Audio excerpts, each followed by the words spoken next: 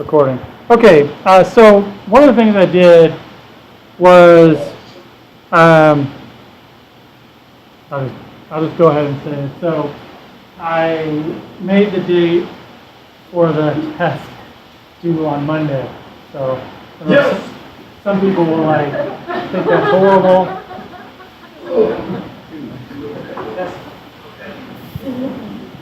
On Monday at midnight, at 11:59. So I had a few different reasons for doing that. One of them was that some people were coming to me for help, and because of all the software updates I was doing this week, I had trouble getting everything. So after we get through starting this lab off, I can also help if anybody has any test questions or whatnot. So if you've already turned in your test and you want to change something, that's fine. It does allow you to re-upload.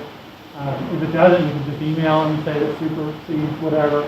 All right, so Monday, that'll still give me time, hopefully, to grade it by next Thursday when we have class, because I'd like to go over it. So, is the code still due tonight then? No. Both of us do. Okay, everything's due Monday. Yeah, that's right. All right. I expected some people to get upset. What's that? You'll give us extra credit at the end of the semester if you did it on time? Yeah, you always get a extra credit for doing great stuff. Good job. Thanks. All right. Okay, so let's talk about the lab, and then if anybody has any questions about this or the test, then let me know. Okay. So as I mentioned, landscape metrics are something that is not necessarily a recent development. They're basically statistics about the shape of things. Okay. So in landscape metric literature, oftentimes polygons are referred to as patches, and people calculate statistics about patches in order to mathematically quantify the shapes. So they can be used for things like to compare shapes. They can be used to, they're unitless. So they can be used to describe complexity and compactness. You can say, well, these things are more compact than these things. As I mentioned before, those could be cities, they could be the home range of various animals, and that sort of thing. So sometimes they're used in classification. So we could basically come up with a few of these metrics, calculate these metrics, and then use them to say, well, these are of this type of class and these are this type of class. Why would that be important? Well, there might be a situation like if we were doing remote sensing and we found a bunch of meadows, but we also saw some fallow agricultural fields, and they looked similar spectrally. They may not look similar in terms of their shapes. So we could make that a special attribute and use the ones that were shaped kind of willy-nilly would have a different shape index, those would be meadows, than the ones that were shaped like squares and rectangles or circles in some cases, particularly out west where they have center pivot irrigation, and say those aren't meadows, those are fields, agricultural fields. So anyway, those are some examples of where landscape metrics come into play and where they're useful. So we're going to calculate a few of them. I've actually listed 5, but for today's lab, we're just going to calculate 1, 2, and 3. Okay, we're going to calculate the perimeter area ratio, the shape index, and the related circle of the same size, the same area. It's called a circle. Now, really, the second and the third one are similar, The only difference is that we're comparing something to a square and something to a circle. Okay. Oh yeah, here I give a few more examples. So let's look at what each one of these is. The first one is the perimeter to area ratio. So it's simply the ratio of the patch perimeter to an area. By the way, we're going to use the cities. So we're gonna, for all the cities, we're going to find out the perimeter to area ratio. So what this does is that when we have shapes that are simple, they're going to have a different perimeter area ratio than if we have like a long, thin, can you imagine if it was very similar to a line that went on from here to the wall, but it was only this tall, it would have a very long line, but not a very big area. If we took that same area and made it a circle, the perimeter would be smaller. Okay? So that's the perimeter to area ratio. So similar to the scripts we've already written, we could start off by using those same values, and how will we calculate the perimeter area ratio? Well, if you look at the help on back on here for a geometry, we can get the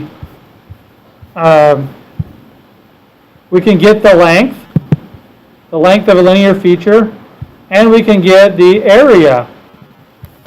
Alternatively, inside of the cursors, we can actually ask for both the area and the length. Now for a polygon, the length is going to be the line. So it's going to be the perimeter. So all we need to do is get the area and get the length and calculate the perimeter. Okay? I mean, get the ratio. Divide one by the other. Now technically, this one wouldn't be unitless, right? What units are perimeter in? Meters. That's right. Well, they can be in meters. They're in some sort of length unit, right? Let's say meters. If the length is in meters, or the perimeter is in meters, then what's the area in? Square meters. So the perimeter to area ratio is in what units? It is in meters. And so the perimeter to area ratio, since it's not unitless, is actually affected by how big the object is. So that's a problem. So holding the shape constant and increase the patch size will decrease the perimeter area ratio. So this one will probably have the least effect, but it's still one we're going to calculate. Okay, these ones are different. They normalize the patch parameter to an area in which the complexity of patch shape is compared to a standard shape. So in other words, now we're looking at area to area. And so what units are they in? They are unitless. Because we're taking one area and we're dividing it by another area, basically. So when I say basically, I mean that it's not exactly what we're doing. It's actually the perimeter to area ratio divided by the perimeter area ratio of a square of the same size. In other words, it's the perimeter over the area divided by the perimeter over the area, but that second perimeter over the area is a shape, a square of the same size. Now, if I got an area, how do I know what the perimeter of a square that's the same size is? Is there a formula for that? Is there a formula to calculate the perimeter of a square from only knowing its area? Yeah, exactly. So if I know that the area of this circle is 4, then what's the perimeter of the area? It's 1. What's that?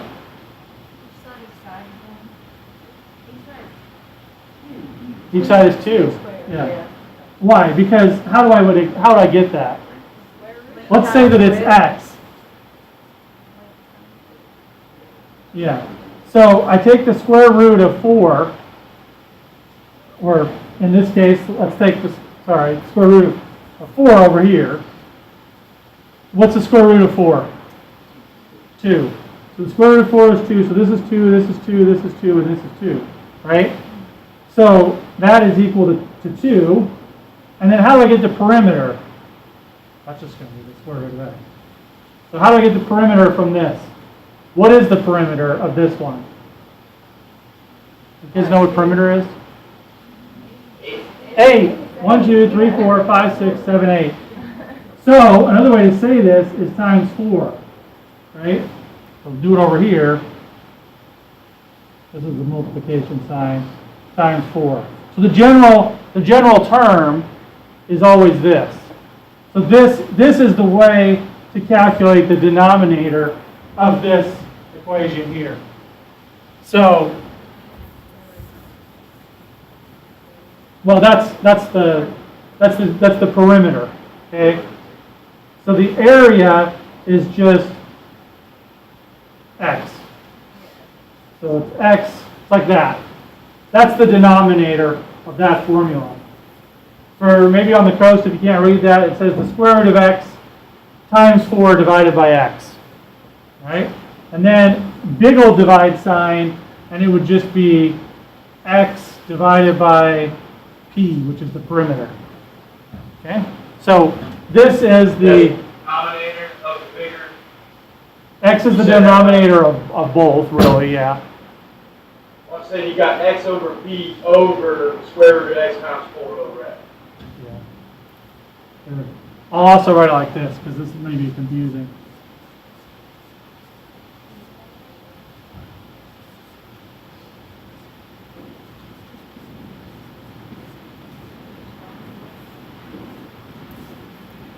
Okay?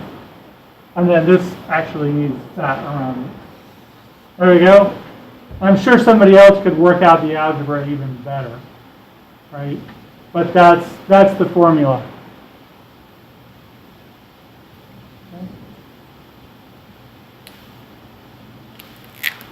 Okay. Now, this next one's going to be the same, except for the numerator is going to be the same, but the denominator is going to be different. The denominator is going to be a circle. Related circle of the same area. So all we need to do there is figure out the math for a circle. So if I have a circle of area 4, what is the diameter of the circle? Because that's another fancy word for perimeter. That is going to be easier to just go like this. Diameter of circle given area, because that's what we're going to have. So divide the area by pi, take the square root of the result, that's the radius. Now double the radius to get the diameter. Oh, but I'm looking for the circumference is what I'm looking for. Calculate the I said the diameter. Calculate the circumference of it. Oh, that's even better. Okay? 2 times the square root of pi a. See that? So that's the formula. This is the perimeter. It's equal to 2 times the square root of pi times the area. And that becomes the numerator of the denominator. All right. So let's calculate the perimeter area ratio together, and we'll calculate one of these together. But the full assignment, let's look at the full assignment, is actually to your task for this lab is to write a program that takes as input a shapefile.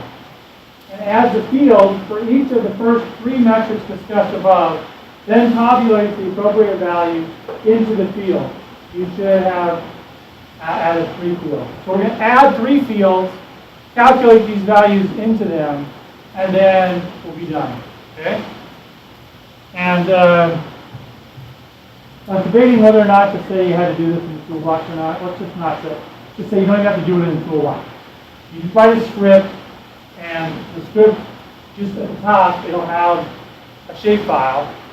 You're going to add 3 fields to that shapefile, and then you're going to calculate these values into the shapefile. Okay? So, very similar to this code right here already. Okay? So, what do we need to do here before we even do the cursor? What did I say the first step was? We're going to calculate 3 add fields. So we need to add 3 fields to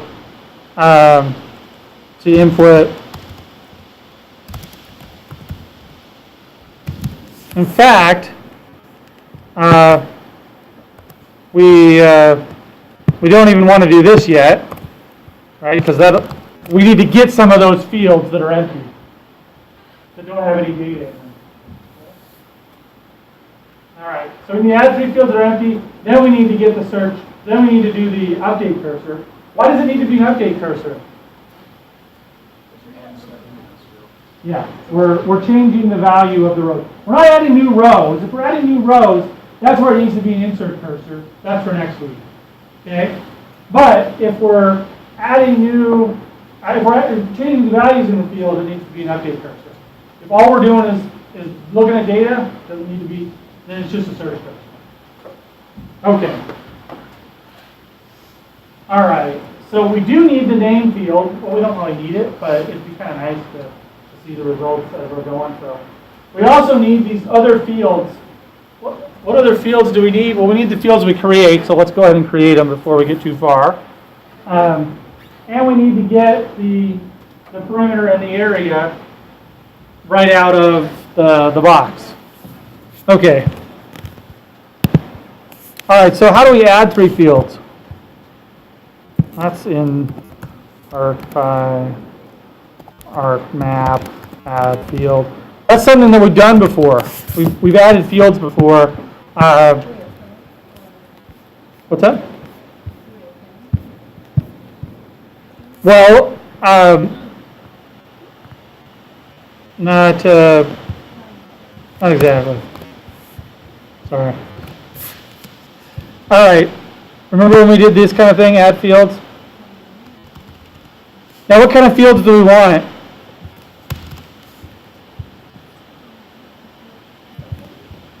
Yeah, I think so, because these are going to be like big numbers and they're going to have decimal places. Okay, anybody remember what this is? If not, you can go back and look at the help, right? Just go look at the help of the page they just opened. But what is that? What's the first of this? What's this first thing right here? It says school. It's the input table. It's the table that we're trying to add a field to. It's the name of the table. So we could actually put cities10.shape, or we could put FC. You just put FC. If I put FC, would I put quotes around it? No, I wouldn't. That's right. Okay. What's this next thing? Anybody remember what the next one is? If you don't, just go look at it. It's on that. Yeah, it's the name of the field that you're going to add. It's right here. So this is the input table. This is the field name. So we need to do this 3 times. We need to add 3 fields to our table. 3 fields to our table. I'm just going to name them the same thing I called them on the assignment itself. So I've got the PARA. It stands for perimeter area ratio. Okay. And then I'm just going to do this 2 more times. What do I call the other one? The something? Shape. Shape index, right? No? I just call it the shape, yeah. Shape and then the S circle. The shape index based on a circle. Technically, it's also the shape index. Okay? But because the shape index is, the definition of the shape of a shape index is comparing the shape to an idealized shape. Okay? So it could be a square, it could be.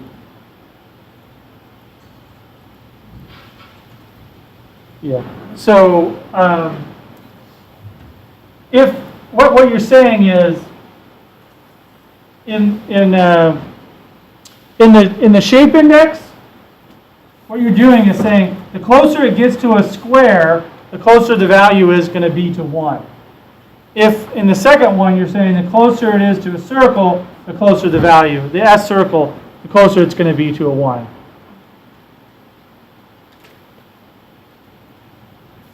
So if you had some other idealized shape, you could compare it to that.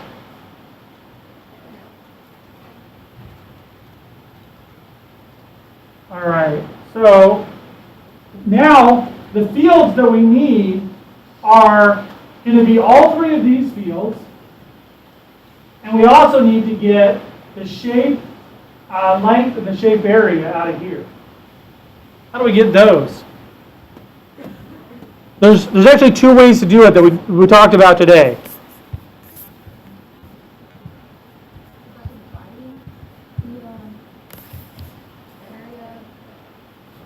We want to get the shape area. Yes, eventually we're going to divide it by something. But we want to get the shape area and we want to get the shape length. We want to get those values. So one way is to just do it just like this. So if we say shape area, then we're going to get the shape area. The first thing is going to be name, the second thing is going to be shape area. We also got shape length, we could do it that way as well. Okay? Or we could actually just do shape at and get the whole shape, and then do the row, whatever, dot length or dot area. Those would both work. Okay? So I'm just going to go like this. Shape at length. I'm going to get all of these other ones too. It kind of matters what order you put them in. You gotta remember. Or shape and S circle. Okay, so now I'm going to add those three fields. 1, 2, 3. I'm going to add them. Now I'm going to get these values. What's going to be in these values the first time I run this script? These three values. Yeah, it'll be null or nothing, maybe empty. I'm not sure what the value is going to be. Does it really matter? It doesn't matter what they are. We're going to write over them. So, whatever doesn't really matter to us. Now, what row 0 right here, which field is that going to represent each time? Para, right. So if I want to get the shape area, what's that going to be?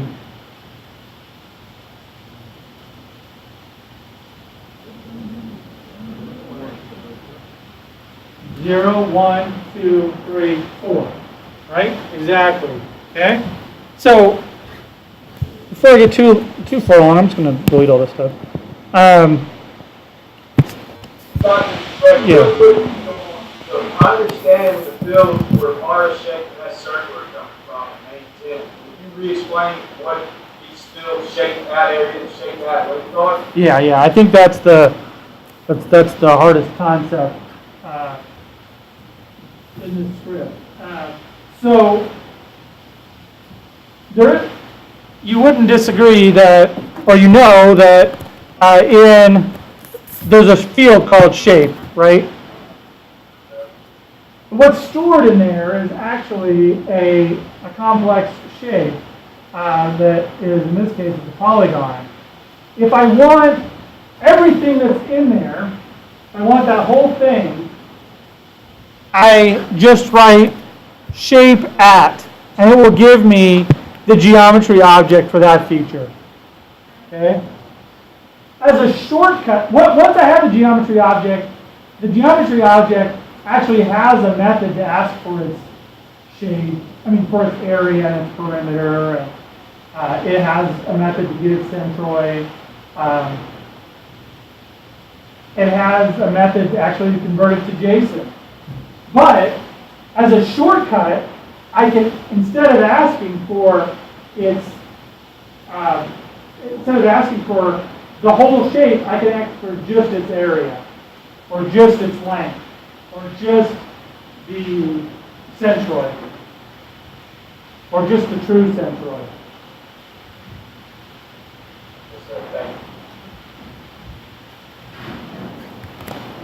So this is a shortcut. So that's what I was trying to say. I could have just written like that. I could have just done that, and then I would have had to deal with it down here, which is fine. I actually don't think one is any faster than the others. It's just, so in this case, it doesn't really matter which way you went, but all right, so if I want to calculate the perimeter area, which I do, I'm actually going to say rho 0 equals para. How am I going to get para? Let's look, what's the definition of para again? Got that right here. It's the simple ratio of perimeter to area. So it's the numerator of the other two, the perimeter to area. The perimeter, maybe I should have made this A instead of X, but it's the perimeter to the area. How do I get the perimeter to area? How do I express that right here? I've got those values right here. This is the area, this is the perimeter. So what do I type there to get the perimeter to area ratio?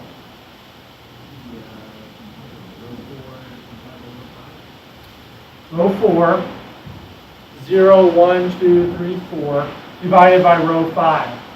And I think you're on the right track, but is that exactly right?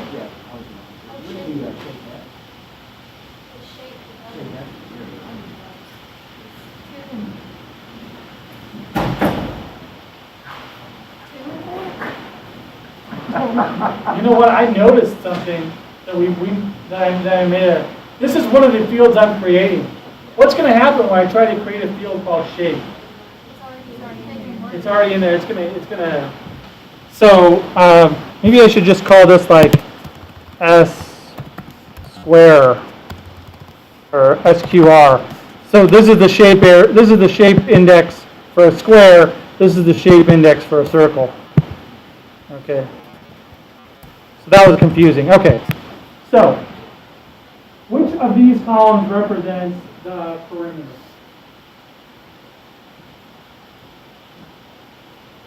Maybe that's a little bit hard. The last one, the length. Right? The perimeter is the numerator. So you said almost right. You just switched the perimeter and everything. So rho 5 divided by rho 4. So that's going to give us, this is the perimeter area ratio. And that's how you calculate it as a formula. Okay? Now, this value, we're actually going to use that as the numerator here and the numerator here. So we don't have to recalculate that again. Because we can just take rho 0 and use that in the other data sets. So I'm going to go ahead and run this this right here.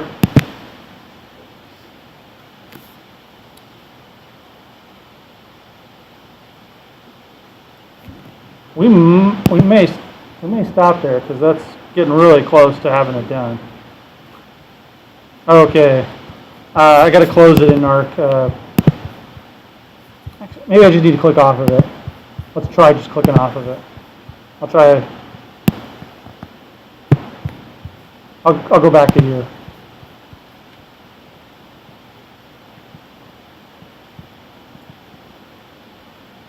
Might be interesting to actually see what the value was. Oh, it died again. Yeah. I don't think it's going to work keeping ArcGIS open. Just because I already messed with it. So if you ever get an error where it says cannot get exclusive schema lock, that means that it's open somewhere or was open somewhere, and you basically oftentimes need to close it everywhere. So now it ran just fine. Did yours run? Yeah, sometimes ArcGIS, sometimes it works, sometimes it doesn't. Did it show up in the table or no? You got numbers under para, exactly. So what you need to do now is finish it off by getting numbers under the other thing. Exactly. So now if I look in here, go to table, and I got these extra columns. Okay. Let's just look real quick. All right, so the very smallest value, in other words, the perimeter to area ratio that is the smallest is Tupelo, and the largest is Glendora.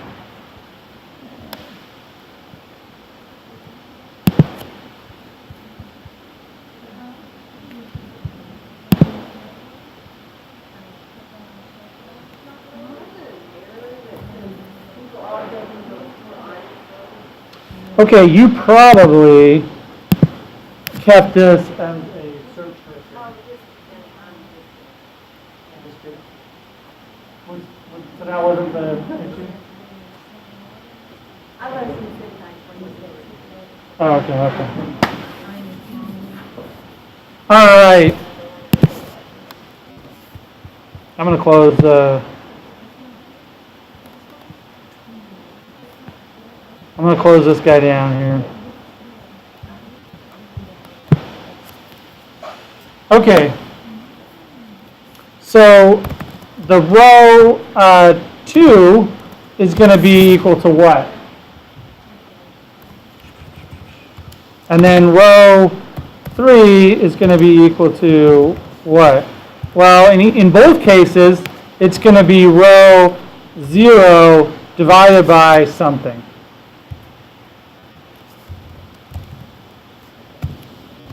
And it's actually just going to be this. So let's do this one because it's easier, and then you guys can do the sort of thing. So x, the square root. This is going to be. We're going to have to. I'm still not getting that first part right. Okay. Oops. This one I actually messed up. Row 1. See what I'm saying? I messed up that part. And this needs to be 2. Okay, you're not getting this first part to run. What's the error say? That's schematic, and I closed everything out. And now it's not giving me an error, it's just running with nothing happening. So it's just giving me those three. Yeah, there's no print statement. So unless you want, like it might be something that you want to do, let's put a print statement in. So I want to make sure open it up, check that table, make sure that is too. Yeah, that's the way. You have to close our map every time we run this? I don't know. It says her stayed open, and my stayed open. Remember during an example when I added town to everything, and mine worked when it stayed open. So it's kind of finicky. That's what I was saying. So yeah, sometimes I think if you remember to click off of it before you run it, more often it works. But even sometimes that doesn't work. But it seems like once you click on it and you run it while you clicked on it, then it never works after that. Even if you click back off of it. It's like, no, you tried it. But yeah, there's no print statement right here. So if you want, like you could put a print statement at the bottom that said, job.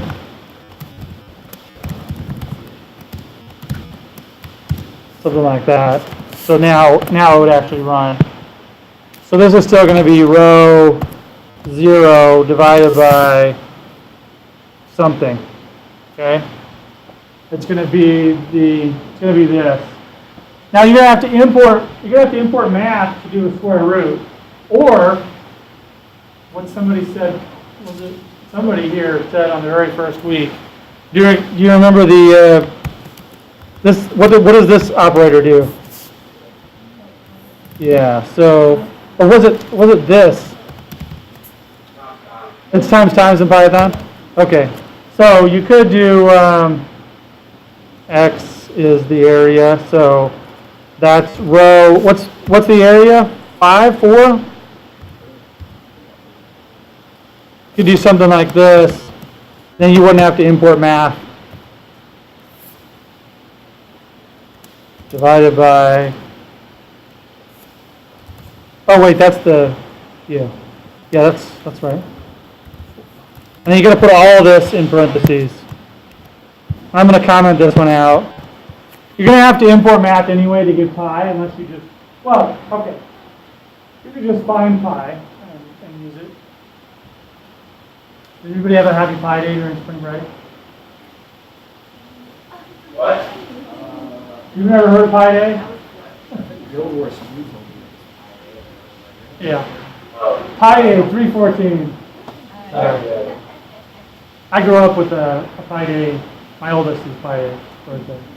So it's also Einstein's birthday. All right, so this should work. I just commented this line out, so now I'll be able to see if it works. Pi Day has always been during spring break. Every year I've been here. 313. There was like one year he was growing up that it was like 3, 1, 4, 1, 5. That was like the minute anyway. All right. Arc.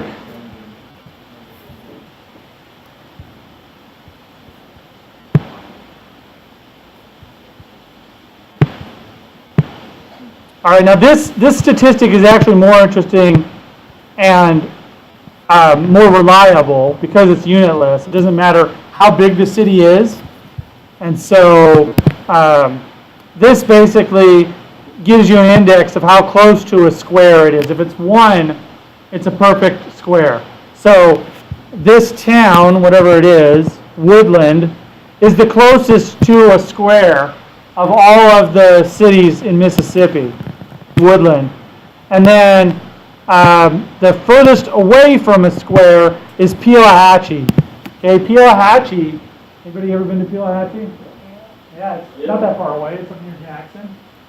And I don't know exactly why they shaped their city this way, but you know, there's rumors that perhaps it would be lead to more revenue.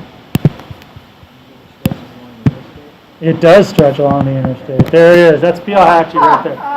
So it's got these like, Pelahatchie's got these 2 antennas. Yeah. So that's Pelahatchie, and it's the most unusual, well, the most not square city in. So if you measure as a shape as a square being compact, it's the least compact city in Mississippi. I'll go ahead and spoil it for you. It's also the least like a circle, so it's the very top in terms of circle and a square. One of my students that graduated a couple years back. Now he works for NRL.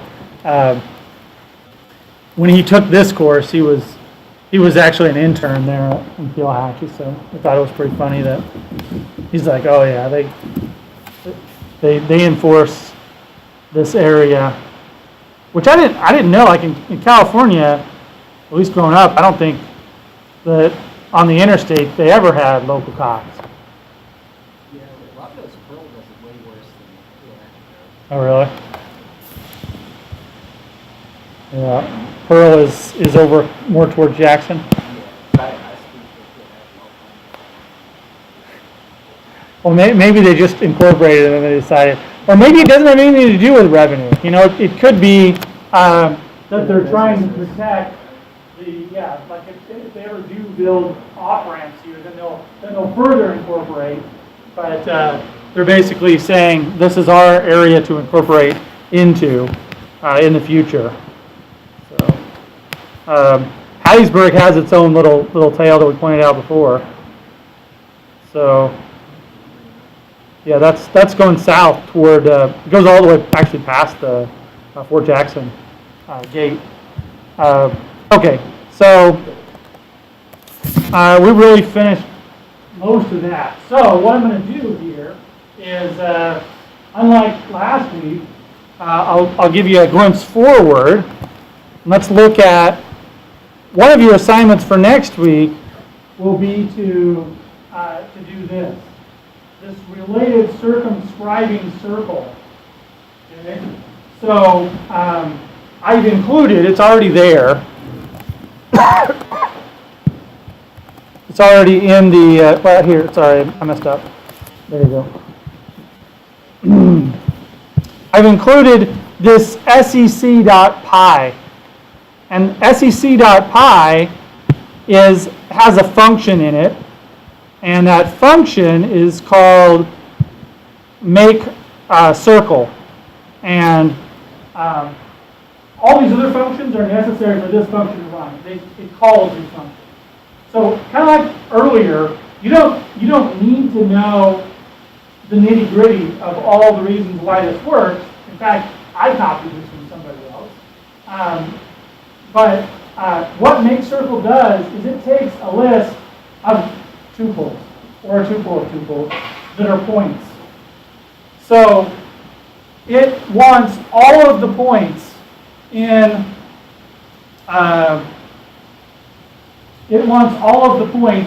for a particular geometry. Now we already actually kind of showed you how you could do that. Remember when it was just like streaming points through, right? So you could do this week. Because this is actually one of the assignments for next week. But you need to call this function, and what it's going to do is, it's a sequence of pairs of floats. So it's basically a list of, it takes a list of points, or a list of tuples, and it returns a triple of floats representing a circle. It should say a tuple. A tuple of floats representing a circle, where it's the center and then the radius. So the center, radius of the circle. And so for next week, what we're going to do is basically append on to this this function. You're going to have to calculate that last one. And then you're going to have to use that function to get that last one, which is often seen as kind of like the one of the big standards in measuring compactness is that the related circumscribing, so the smallest circle that would fit around it. And Peel actually still does at least the back. So it's kind of like my example of a really long thin thing. Think about how huge the circle would have to be to get all the way around a really, really long thin city than it would have to get to be around a city. We're not even calculating that. Okay. So you're free to complete this lab, and if you want, you can complete the next lab. In fact, I wrote over example 8 by accident. Sorry. One thing I want to show you. Example, I'm just going to call this Raber 3, 1, right? Or no, 8, 1. Okay. One thing that we haven't done yet, but I want to show you that you can do, is this works. So it's not anything different, but now I've imported that other script, and I can call any function inside that other script. So that, I think I kind of showed that before, but I'm importing that other script. So now I can call that function. So if I did want to work ahead, see if I wanted to call this function to calculate circle, I can now call that function, make circle, right from my code, right from here. What I need to do is to add the logic that takes all the points and puts them in the right format, because at first the points are just going to be, it's going to be an array. Remember that? And we had to say for each item in the array. Well, you'd have to do that again. For each point in the array, shove it into another a list of points. A plain old list of points. All right? So you have to put that logic in here somewhere. Another loop. Okay. Originally, it was in there. So I just pulled it out at the last minute. That's one of the last minute changes I made and put it on next week's assignment. But I just realized now at this point that there's not much left to do here. So if you want to work on that, you can work ahead and do that. Yeah. Do you have to store that SEC.py somewhere for the IDLE to find it? That's a great question. Yeah, I believe I mentioned it, but only briefly before. So there are a few options. One is you can store it in the same place as your Python executable. The other option is that you store it in the same location as the executing script. So that's the case that this represents. So Raver 81.py and sec.py are in the same directory, and that'll work.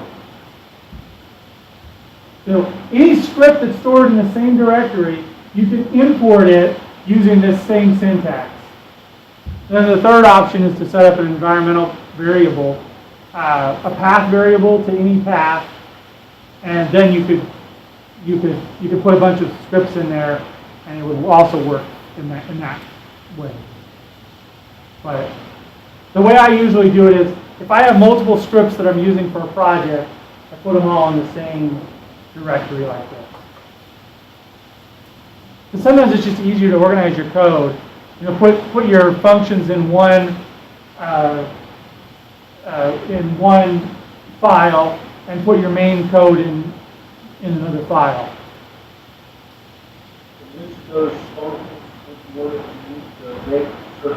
Yeah, it's just the first one.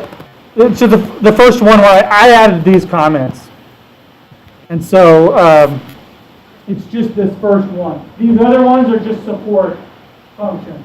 So make circle takes a list of points, a sequence of pairs of floats or ints, and then it outputs this should say a tuple of floats representing a circle.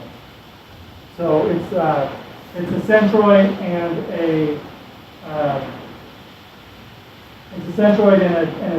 distance. So and the argument is going to be row. The argument, so it's make underscore circle. The thing we put in parentheses is going to be the row, square bracket, and then wherever you want to put it. Well, so that's a good question. What are you going to put in the output? It's actually, if you go back and look at what the requirement is, it says the patch area to the area of the smallest circumscribing circle. So what you're actually going to output is the area of this circle that you're calculating is the denominator, and the area of the patch is the numerator. The area, so like Pelahatchie's area divided by the area of the circle that could circumscribe it. So how would, if you just had the centroid and the radius, how would you calculate the area? Because that's what you get. You get the x and the y and the radius. Do you even need the x and the y to calculate the area of the circle? No. You just need the radius. And what's the formula for calculating the area of that circle? 2 times square root of pi times area.